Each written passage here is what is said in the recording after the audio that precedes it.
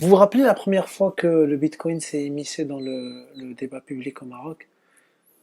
Oui, c'était, je crois, en 2017, si je me rappelle bien. 2017, il y avait l'entreprise franco-marocaine, je me rappelle plus, française ou quelque sorte. Et là,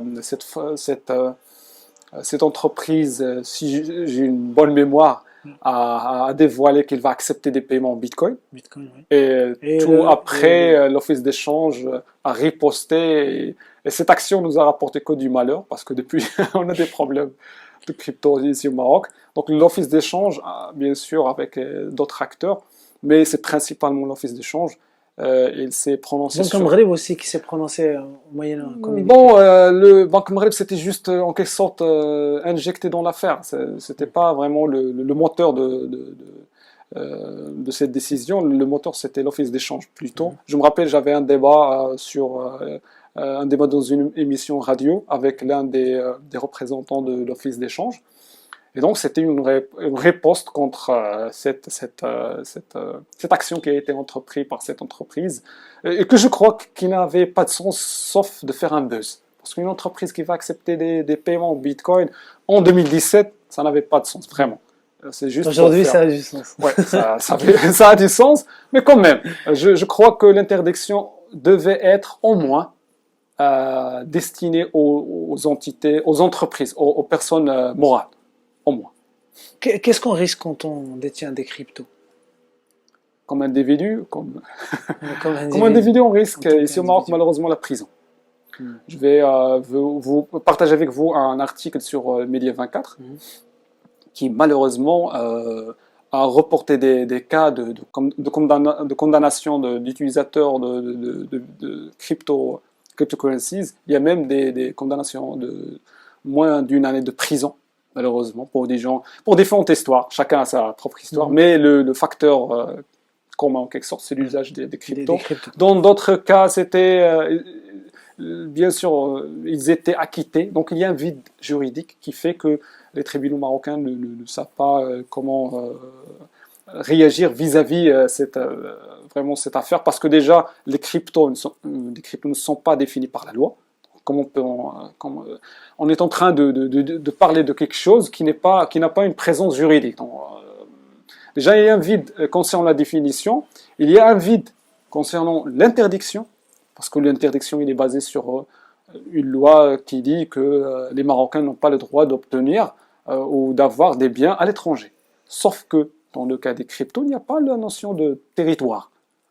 Il n'y a pas un Bitcoin qui existe en France ou un Bitcoin qui existe au Maroc. Je viens de dire que c'est un réseau décentralisé. Mhm. Il y a des ledgers. J'ai un Marocain qui mine un Bitcoin, j'ai mes informations chez lui. Il n'y a pas une idée. Le Bitcoin n'existe pas comme une monnaie existante. C'est comme la monnaie scripturale. C'est juste des chiffres. C'est juste des transactions qui sont enregistrées. Il n'y a pas un coin que j'ai dans ma poche, je ne sais pas. Donc l'idée, c'est que de par les territoires, dans le contexte des cryptos, c'est quelque chose qui est absurde en quelque sorte. Mais bien sûr, l'office d'échange, ou plutôt les régulateurs marocains, n'ont pas le temps. Ils croient que vraiment cette économie, si on la qualifie comme telle, ne vaut pas la peine d'être régulée, etc. Donc on interdit. Ça me fait penser un peu à l'époque des Uber, des Airbnb, Oui, enfin, à de Casablanca, l'économie collaborative. Eux, par contre, jouer le jeu. ils ont su profiter du vide juridique, hein. Parce que peut-être du fait qu'ils sont centralisés, justement. Ouais, exactement. Voilà. Parce qu'ils ont Mhm. un tas De d'avocats. représentants et de, Ouais, voilà, donc le exactement. cas, C'est ça, c'est. c'est ça.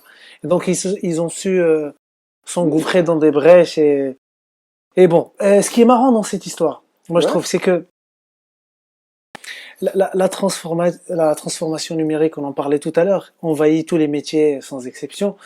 Mais c'est toujours attaqué, on va dire surtout avec l'économie collaborative, Mhm. aux opérateurs privés. Là, la blockchain, elle s'attaque aux États. Ils La attaquent transformation ils numérique s'attaquent a à tout le toujours. monde.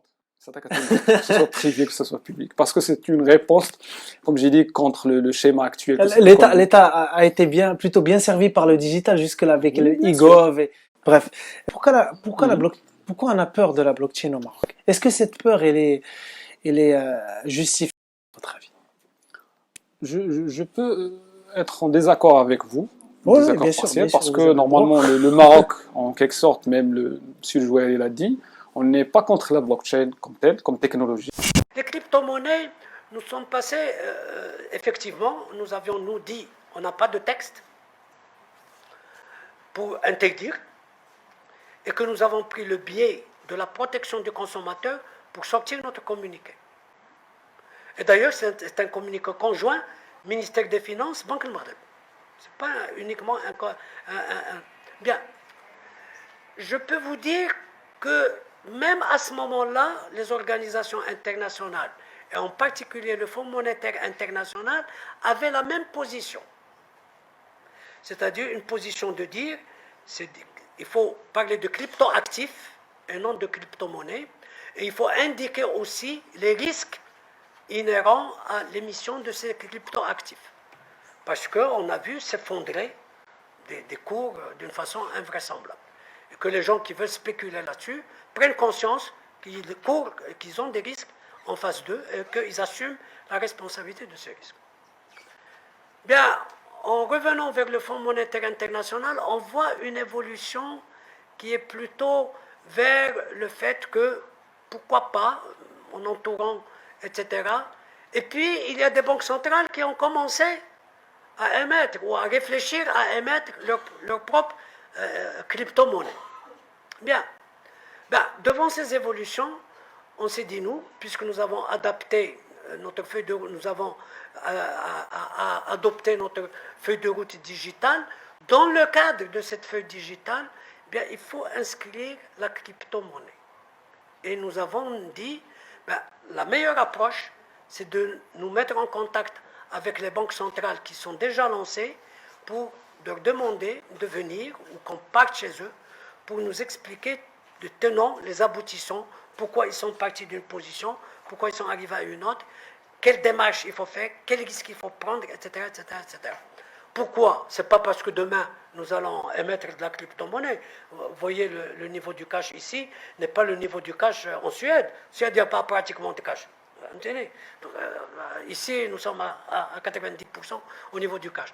Donc, par conséquent, on s'est dit, le mieux, c'est que nous nous préparons sur le plan interne, sur le plan à la fois de l'analyse, de la réflexion, de voir le pour, le contre, qu'est-ce que ça exige, les ressources humaines, etc., de nous mettre déjà en rapport avec les banques qui se sont lancées et de pouvoir nous-mêmes essayer d'examiner à l'avance ce problème-là. Pour le moment venu, au moins on a un dossier d'analyse qui est déjà prêt pour analyser le pour, le contre, etc. Voilà où est-ce que nous en sommes. Argument présenté par les autorités marocaines, protéger le consommateur ou les citoyens contre les risques financiers spéculatifs. Spéculatifs. Mais je crois que le Marocain il est aussi mature qu'il peut bien sûr décider et connaître les risques.